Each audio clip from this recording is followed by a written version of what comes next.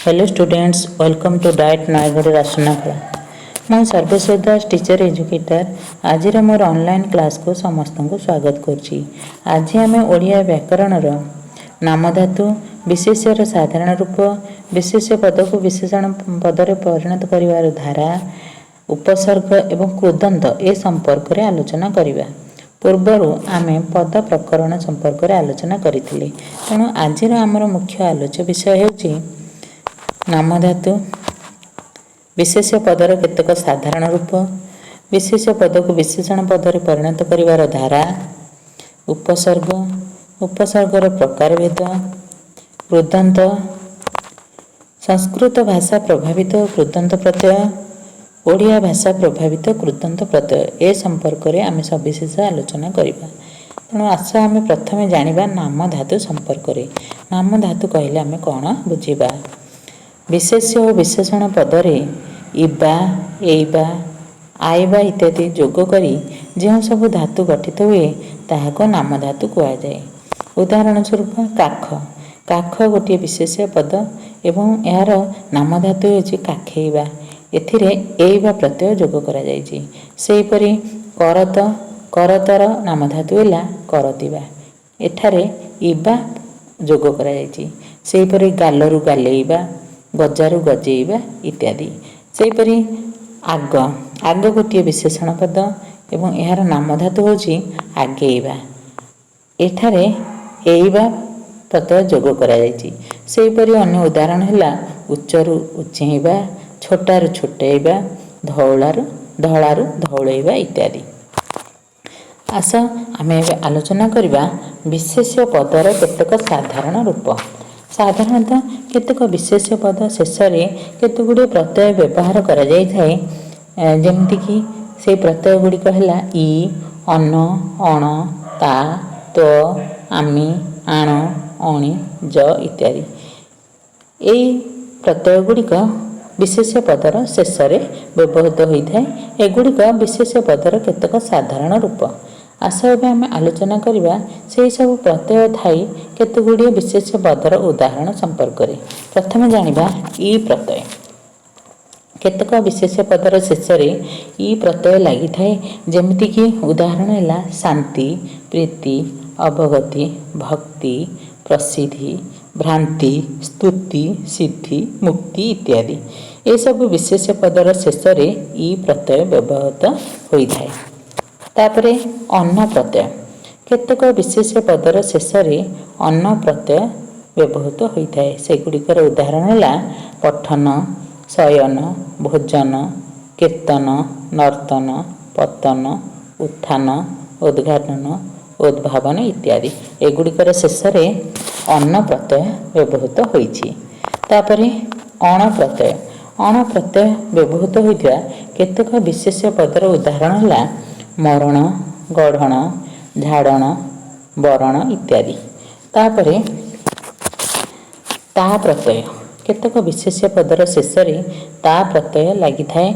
सेगुड़िक हैला सठता, मधुरता, स्वच्छता, मूर्खता, अभिज्ञता, आकुलता, कृतज्ञता, आंतरिकता, समता, शुद्धता इत्यादि। यापरे तो प्रत्यय। केतक विशेष्य पदर शेष तो प्रत्यय लागि थाए। सेगुड़िक हैला गुरुत्व, लघुत्व। यापरे आमि प्रत्यय। केतक विशेष्य पदर शेष आमि प्रत्यय व्यवहृत होइथाए। सेगुड़िकर उदाहरण हैला पागलामी, भंडामी, मूर्खामी, ठकामी इत्यादि। आण प्रत्यय थाई केतक विशेष्य पदर उदाहरण हैला मिशाण, फेड़ाण, बंदाण इत्यादि। एई विशेष्य पदर शेष आण प्रत्यय व्यवहृत होइथाए। यापरे अणि प्रत्यय। अणि प्रत्यय युक्त केतक विशेष्य पदर उदाहरण हैला मंडणी, छंदणी, खंटणी इत्यादि। एगुड़िकर शेष अणि प्रत्यय व्यवहृत होइथाए। तापरे ज प्रत्यय। ज प्रत्यय थाई केतक विशेष्य पदर उदाहरण हैला आधिक्य, आलस्य, औद्धत्य, चांचल्य, सौंदर्य, धैर्य, प्राचुर्य, साफल्य, ଦାରିଦ୍ର୍ୟ, ସୌଜନ୍ୟ ଇତ୍ୟାଦି। ଏହିସବୁ ବିଶେଷ୍ୟ ପଦର ଶେଷରେ ଜ ପ୍ରତ୍ୟୟ ବ୍ୟବହୃତ ହୋଇଥାଏ। ତାହେଲେ ଆମେ ଜାଣିଲେ ଯେ ବିଶେଷ୍ୟ ପଦର କେତେକ ସାଧାରଣ ରୂପ। ଏଇଥିରେ ଆମେ ଜାଣିଲେ ଯେ କେତେକ ବିଶେଷ୍ୟ ପଦର ଶେଷରେ ଇ, ଅନ, ଅଣ, ତା, ତ୍ୱ, ଆମେ, ଆଣ, ଅଣି ଏବଂ ଜ ପ୍ରତ୍ୟୟ ବ୍ୟବହୃତ ହୋଇଥାଏ। ଏଗୁଡ଼ିକ ହେଲା ବିଶେଷ୍ୟ ପଦର କେତେକ ସାଧାରଣ ରୂପ। ଏହାପରେ ଆସ ଆମେ ଆଲୋଚନା କରିବା ବିଶେଷ୍ୟ ପଦରୁ କିପରି ବିଶେଷଣ ପଦରେ ପରିଣତ କରାଯାଏ। ବିଶେଷ୍ୟ ପଦକୁ ଆମେ କିପରି ବିଶେଷଣରେ ପରିଣତ କରିପାରିବା। ସାଧାରଣତଃ କେତେଗୁଡ଼ିଏ ପ୍ରତ୍ୟୟର ବ୍ୟବହାର କରି ଆମେ ବିଶେଷ୍ୟକୁ ବିଶେଷଣରେ ପରିଣତ କରିପାରୁଛେ। ସେହି ପ୍ରତ୍ୟୟ ଗୁଡ଼ିକ ହେଲା ତ, ଇ, ଇକ, ୟ ବା ଜ ପ୍ରତ୍ୟୟ, ଉଆ, ଇଆ, ଇୟ, ଇତ ଏବଂ ଇଳ ପ୍ରତ୍ୟୟ। ଏହି ପ୍ରତ୍ୟୟ ଗୁଡ଼ିକୁ ଯୋଗ କରି ଆମେ ବିଶେଷ୍ୟକୁ ବିଶେଷଣରେ ପରିଣତ କରିପାରୁଛେ। ଆସ ସେସବୁ ବିଷୟରେ ଆମେ ଆଲୋଚନା କରିବା। ପ୍ରଥମେ ଆମେ ଆଲୋଚନା କରିବା ତ ପ୍ରତ୍ୟୟ ପ୍ରୟୋଗ କରି କିପରି ବିଶେଷ୍ୟକୁ ବିଶେଷଣରେ ପରିଣତ କରୁଛେ। ଏହାର ଉଦାହରଣ ହେଲା ଅଧିକାର। ଅଧିକାର ହେଲା ବିଶେଷ୍ୟ ପଦ, ଏହାର ବିଶେଷଣ ପଦ ହେଉଛି ଅଧିକୃତ। ଏଠାରେ ଆମେ ତ ପ୍ରତ୍ୟୟ ପ୍ରୟୋଗ କରି ବିଶେଷଣରେ ପରିଣତ କରିପାରିଛେ। ଏହିଭଳି ଆଉ କେତେଗୁଡ଼ିଏ ଉଦାହରଣ ହେଲା ଅନୁରାଗରୁ ଅନୁରକ୍ତ, ଦାନରୁ ଦତ୍ତ, ଉକ୍ତିରୁ ଉକ୍ତ। ଏହିସବୁ ବିଶେଷ୍ୟ ପଦରେ ଆମେ ତ ପ୍ରତ୍ୟୟ ପ୍ରୟୋଗ କରି ବିଶେଷଣରେ ପରିଣତ କରିପାରିଛେ। ଏହାପରେ ଇ ପ୍ରତ୍ୟୟ ପ୍ରୟୋଗ। ଇ ପ୍ରତ୍ୟୟ ପ୍ରୟୋଗ କରି ଆମେ ବିଶେଷ୍ୟକୁ ବିଶେଷଣରେ ପରିଣତ କରିପାରୁଛେ। ଯେମିତିକି ପାପରୁ ପାପୀ। ପାପ ହେଲା ବିଶେଷ୍ୟ, ପାପୀ ହେଲା ବିଶେଷଣ। ଏଠାରେ ଆମେ ଇ ପ୍ରତ୍ୟୟର ପ୍ରୟୋଗ କରିଛେ। ସେହିପରି ଇ ପ୍ରତ୍ୟୟର ପ୍ରୟୋଗ କରି ବିଶେଷଣରେ ପରିଣତ କରିବାର ଆଉ କେତେଗୁଡ଼ିଏ ଶବ୍ଦ ହେଲା ଋଣରୁ ଋଣୀ, ବିରୋଧରୁ ବିରୋଧୀ, ଧନରୁ ଧନୀ, ଦେଶରୁ ଦେଶୀ, ସୁଖରୁ ସୁଖୀ ଇତ୍ୟାଦି। ଏହାପରେ ଇକ ପ୍ରତ୍ୟୟର ପ୍ରୟୋଗ। ଇକ ପ୍ରତ୍ୟୟ ପ୍ରୟୋଗ କରି ଆମେ ବିଶେଷ୍ୟକୁ ବିଶେଷଣରେ ପରିଣତ କରିପାରୁଛେ। ଯେମିତିକି ସଂସାରରୁ ସାଂସାରିକ। ସଂସାର ହେଲା ବିଶେଷ୍ୟ ପଦ, ଏହାର ବିଶେଷଣ ପଦ ହେଉଛି ସାଂସାରିକ। ଏଠାରେ ଇକ ପ୍ରତ୍ୟୟର ପ୍ରୟୋଗ କରାଯାଇଛି। ସେହିପରି ଇକ ପ୍ରତ୍ୟୟର ପ୍ରୟୋଗ କରାଯାଇ ଆଉ କେତେକ ବିଶେଷଣ ପଦର ଉଦାହରଣ ହେଲା ଅଭିଧାନରୁ ଅଭିଧାନିକ ଏବଂ ଅଞ୍ଚଳରୁ ଆଞ୍ଚଳିକ ଇତ୍ୟାଦି। ଏହାପରେ ୟ ବା ଜ ପ୍ରତ୍ୟୟର ପ୍ରୟୋଗ। ୟ ବା ଜ ପ୍ରତ୍ୟୟକୁ ପ୍ରୟୋଗ କରି ଆମେ ବିଶେଷ୍ୟକୁ ବିଶେଷଣରେ ପରିଣତ କରିପାରୁଛେ। ଯେମିତିକି ମୁଖରୁ ମୁଖ୍ୟ। ମୁଖ ହେଲା ବିଶେଷ୍ୟ ପଦ ଏବଂ ଏହାର ବିଶେଷଣ ପଦ ହେଉଛି ମୁଖ୍ୟ। ଏଠାରେ ୟ ବା ଜ ପ୍ରତ୍ୟୟର ପ୍ରୟୋଗ କରାଯାଇଛି। ସେହିପରି ଜ ବା ୟ ପ୍ରତ୍ୟୟ ପ୍ରୟୋଗ ହୋଇ ଆଉ କେତେକ ବିଶେଷଣ ପଦର ଉଦାହରଣ ହେଲା ଓଷ୍ଠରୁ ଓଷ୍ଠ୍ୟ, ପାଦରୁ ପାଦ୍ୟ, ଦମ୍ପତିରୁ ଦାମ୍ପତ୍ୟ ଇତ୍ୟାଦି। ଏହାପରେ ଉଆ ପ୍ରତ୍ୟୟର ପ୍ରୟୋଗ। ଉଆ ପ୍ରତ୍ୟୟ ପ୍ରୟୋଗ କରି ବିଶେଷ୍ୟକୁ ଆମେ ବିଶେଷଣ ପଦରେ ପରିଣତ କରିପାରୁଛେ। ଯେମିତିକି ପାଠରୁ ପାଠୁଆ, ବାଣରୁ ବାଣୁଆ, ଘରରୁ ଘରୁଆ। ଏ ବିଶେଷଣ ପଦ ଗୁଡ଼ିକରେ ଆମେ ଉଆ ପ୍ରତ୍ୟୟର ପ୍ରୟୋଗ କରିଛେ। ଏହାପରେ ଇଆ ପ୍ରତ୍ୟୟର ପ୍ରୟୋଗ। ଇଆ ପ୍ରତ୍ୟୟକୁ ପ୍ରୟୋଗ କରି ଆମେ ବିଶେଷ୍ୟକୁ ବିଶେଷଣରେ ପରିଣତ କରିପାରୁଛେ। ଯେପରି ଓଜନରୁ ଓଜନିଆ। ଓଜନ ବିଶେଷ୍ୟ ଏବଂ ଏହାର ବିଶେଷଣ ହେଲା ଓଜନିଆ। ଏଠାରେ ଇଆ ପ୍ରତ୍ୟୟର ପ୍ରୟୋଗ କରାଯାଇଛି।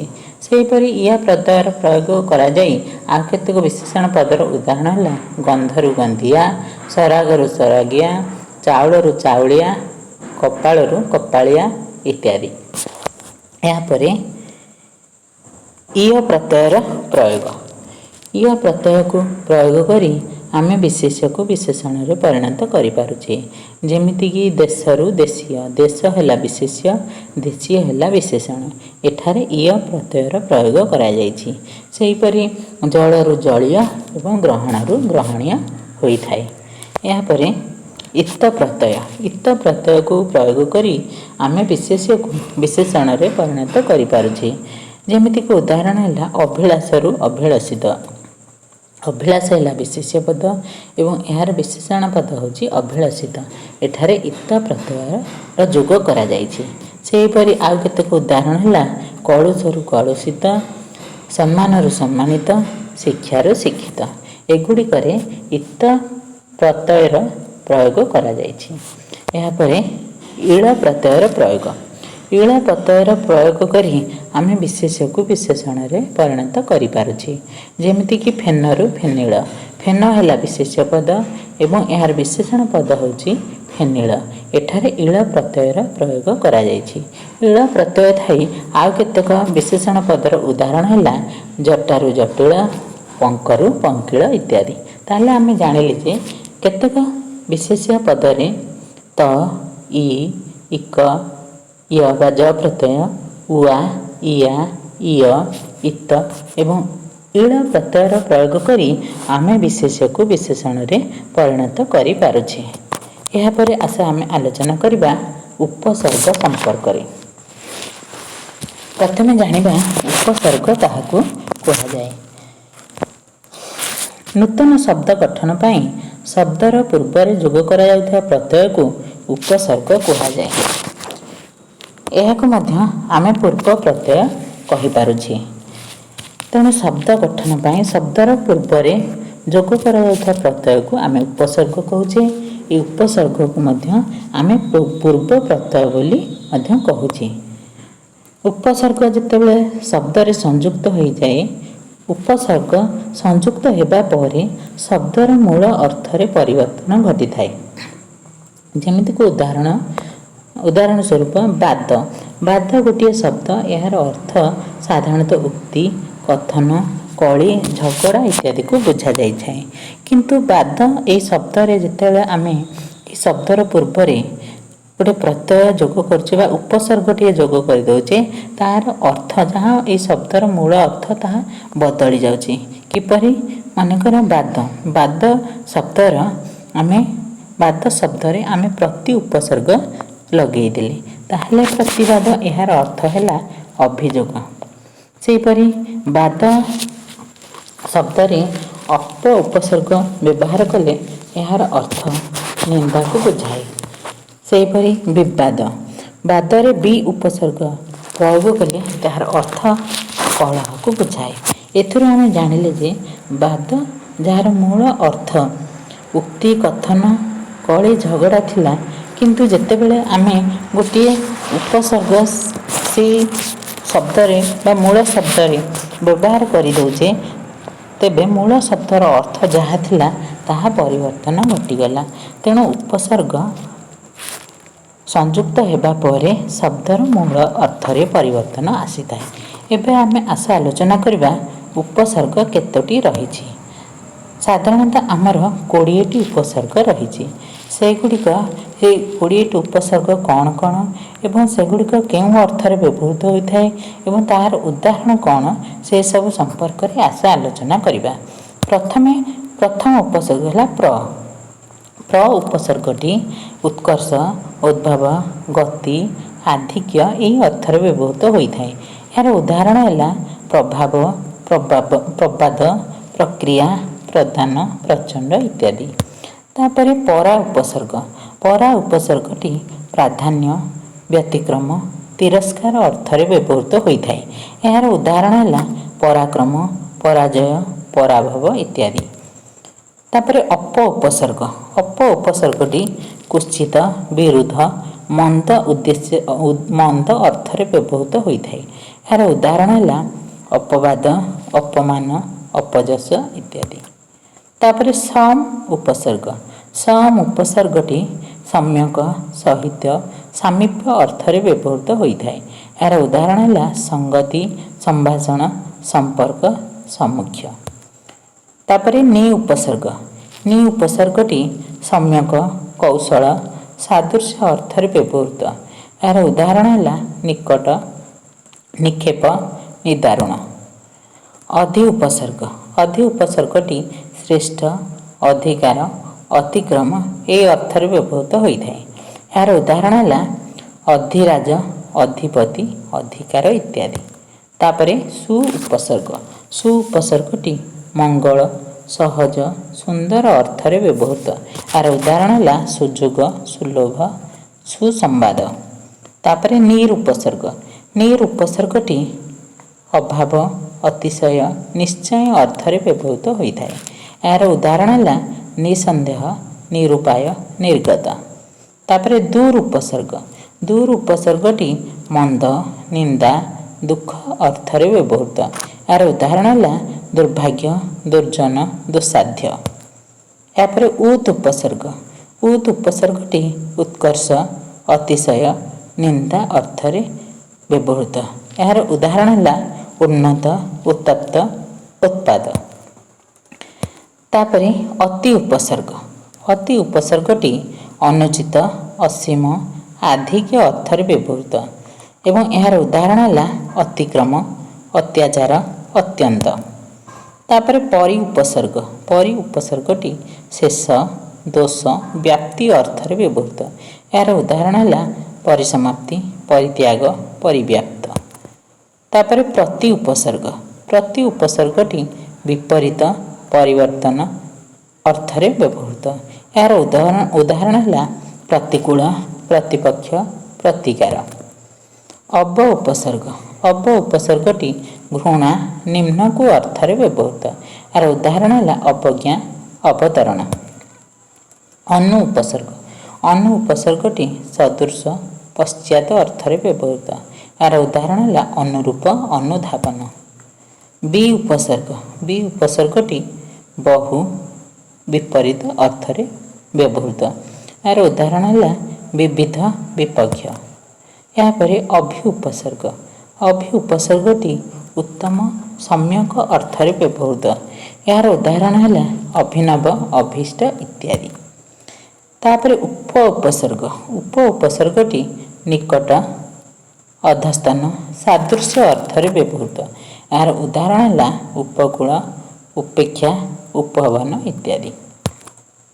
ତାପରେ ଅପି ଉପସର୍ଗ। ଅପି ଉପସର୍ଗଟି ଭୂଷଣ ଅର୍ଥରେ ବ୍ୟବହୃତ, ଯାହାର ଉଦାହରଣ ହେଉଛି ଅପିଧାନ।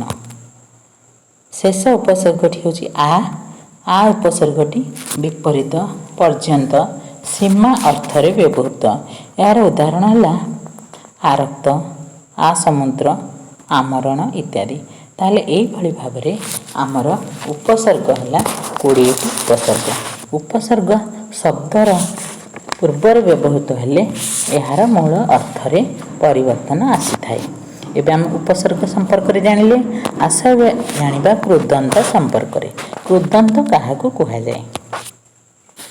ଧାତୁ ସହିତ କୃତ୍ ପ୍ରତ୍ୟୟ ଯୁକ୍ତ ହୋଇ ଯେଉଁ ନୂତନ ଶବ୍ଦ ଗଠିତ ହୁଏ ତାହାକୁ କୃଦନ୍ତ କୁହାଯାଏ।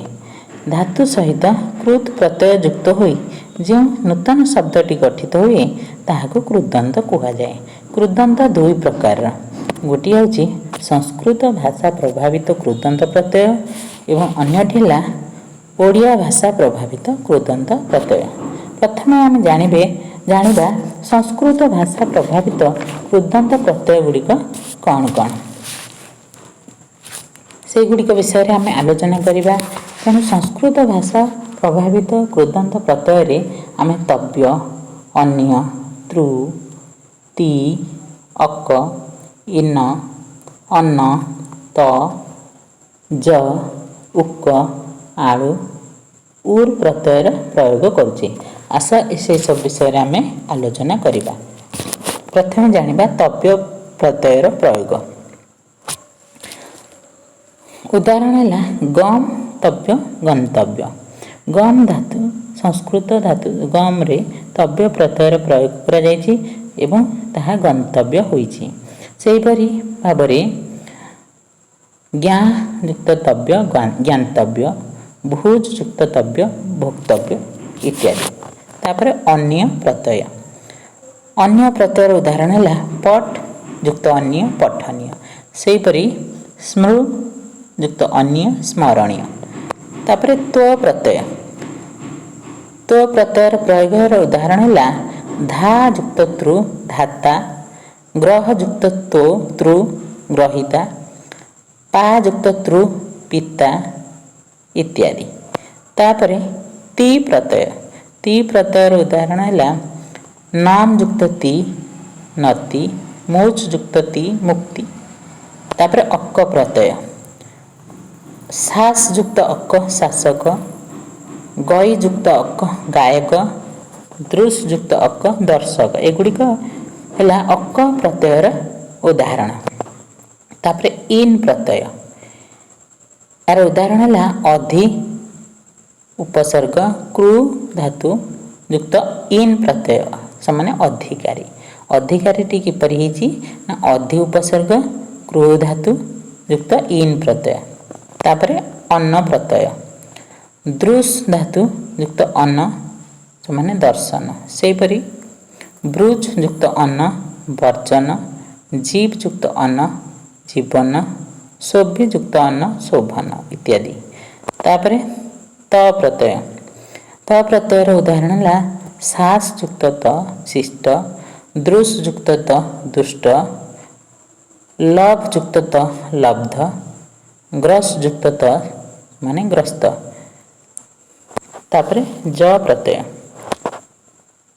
ଜ ପ୍ରତ୍ୟୟର ଉଦାହରଣ ହେଲା ଭୁଜ୍ ଯୁକ୍ତ ତ ଜ ଭୋଜ୍ୟ, ବଚ୍ ଯୁକ୍ତ ଜ ବାଚ୍ୟ ବା ବାକ୍ୟ, ଗଦ ଯୁକ୍ତ ଜ ଗଦ୍ୟ।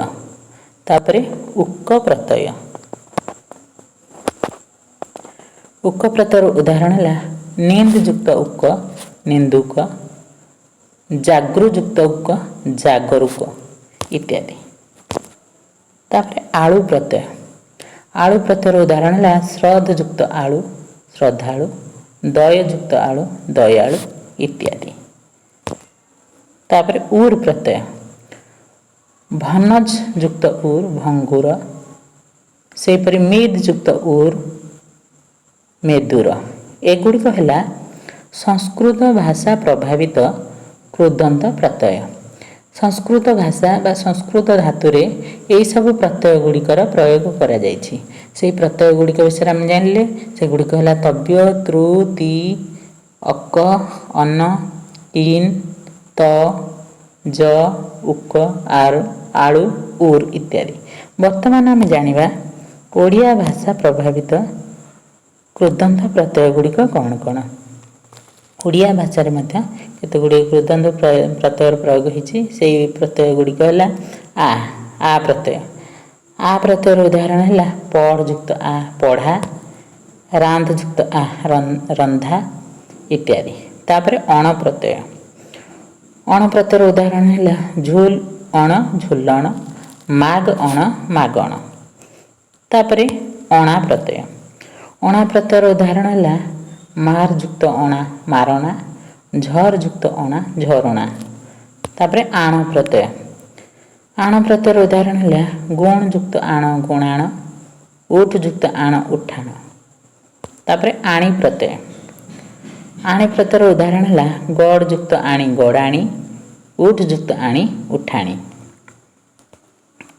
ତାପରେ ଅନ୍ତା ପ୍ରତ୍ୟୟ, ଅନ୍ତା ପ୍ରତ୍ୟୟର ଉଦାହରଣ ହେଲା ଜଳ ଯୁକ୍ତ ଅନ୍ତା ଜଳନ୍ତା, ବୁଡ଼ ଯୁକ୍ତ ଅନ୍ତା ବୁଡ଼ନ୍ତା। ତାପରେ ଅଣି ପ୍ରତ୍ୟୟ, ଅଣି ପ୍ରତ୍ୟୟର ଉଦାହରଣ ହେଲା ଖଟ ଯୁକ୍ତ ଅଣି ଖଟଣି, ମଣ୍ଡ ଯୁକ୍ତ ଅଣି ମଣ୍ଡଣି। ତାପରେ ଏଣି ପ୍ରତ୍ୟୟ, ଏଣି ପ୍ରତ୍ୟୟର ଉଦାହରଣ ହେଲା ଭାଳ ଯୁକ୍ତ ଏଣି ଭାଳେଣି, ଜାଳ ଯୁକ୍ତ ଏଣି ଜାଳେଣି। ତାପରେ ଉଆଳ ପ୍ରତ୍ୟୟ, ଉଆଳ ପ୍ରତ୍ୟୟର ଉଦାହରଣ ହେଲା ଖେଳ ଯୁକ୍ତ ଉଆଳ ଖେଳୁଆଳ। ତାପରେ ଉଣି ପ୍ରତ୍ୟୟ, ଉଣି ପ୍ରତ୍ୟୟ, ଉଣି ପ୍ରତ୍ୟୟର ଉଦାହରଣ ହେଲା ରାନ୍ଧ ଯୁକ୍ତ ଉଣି ରାନ୍ଧୁଣି, ମାଗ ଯୁକ୍ତ ଉଣି ମାଗୁଣି ଇତ୍ୟାଦି। ତାପରେ ରା ପ୍ରତ୍ୟୟ, ରା ପ୍ରତ୍ୟୟର ଉଦାହରଣ ହେଲା ଚିହ୍ନ ଯୁକ୍ତ ରା ଚିହ୍ନରା, ଡାକ ଯୁକ୍ତ ରା ଡାକରା ଇତ୍ୟାଦି। ତାହେଲେ ଆମେ ଜାଣିଲେ ଯେ ଏଗୁଡ଼ିକ ହେଲା ଓଡ଼ିଆ ଭାଷା ପ୍ରଭାବିତ କୃଦନ୍ତ ପ୍ରତ୍ୟୟ। ଓଡ଼ିଆ ଭାଷାରେ ଏ ପ୍ରତ୍ୟୟ ଗୁଡ଼ିକର ବ୍ୟବହାର କରାଯାଇଛି।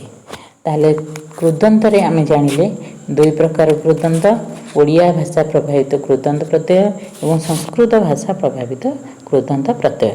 ଆଜି ଆମେ ଆଲୋଚନା କଲେ ନାମଧାତୁ, ନାମଧାତୁ ପରେ ଆମେ ଜାଣିଲେ ବିଶେଷ୍ୟର ସାଧାରଣ ରୂପ, ତାପରେ ଜାଣିଲେ ବିଶେଷ୍ୟ ପଦକୁ କିପରି ବିଶେଷଣ ପଦରେ ପରିଣତ କରାଯାଏ, ତାପରେ ଉପସର୍ଗ ଜାଣିଲେ କେତୋଟି ଉପସର୍ଗ ରହିଛି ଏବଂ ସେଗୁଡ଼ିକ କେଉଁ ଅର୍ଥରେ ବ୍ୟବହୃତ ଏବଂ ତାର ଉଦାହରଣ। ତାପରେ ଆମେ ଜାଣିଲେ କୃଦନ୍ତ କୃଦନ୍ତର ପ୍ରକାରଭେଦ ସଂସ୍କୃତ ଭାଷା ପ୍ରଭାବିତ କୃଦନ୍ତ ପ୍ରତ୍ୟୟ ଏବଂ ଓଡ଼ିଆ ଭାଷା ପ୍ରଭାବିତ କୃଦନ୍ତ ପ୍ରତ୍ୟୟ। ତାହେଲେ ଏବେ ଆମେ ଏସବୁ ବିଷୟରେ ଜାଣିଲେ। ତୁମର ଯଦି କେଉଁଠାରେ କିଛି ଅସୁବିଧା ଅଛି ଅବୁଝା ଅଛି ବୁଝିବାକୁ ଚାହୁଁଛ ତାହେଲେ ମୋତେ ବର୍ତ୍ତମାନ ପଚାରିପାର। ପିଲାମାନେ ମୋର କଥା ଶୁଣୁଥିବାରୁ ତୁମମାନଙ୍କୁ ଧନ୍ୟବାଦ।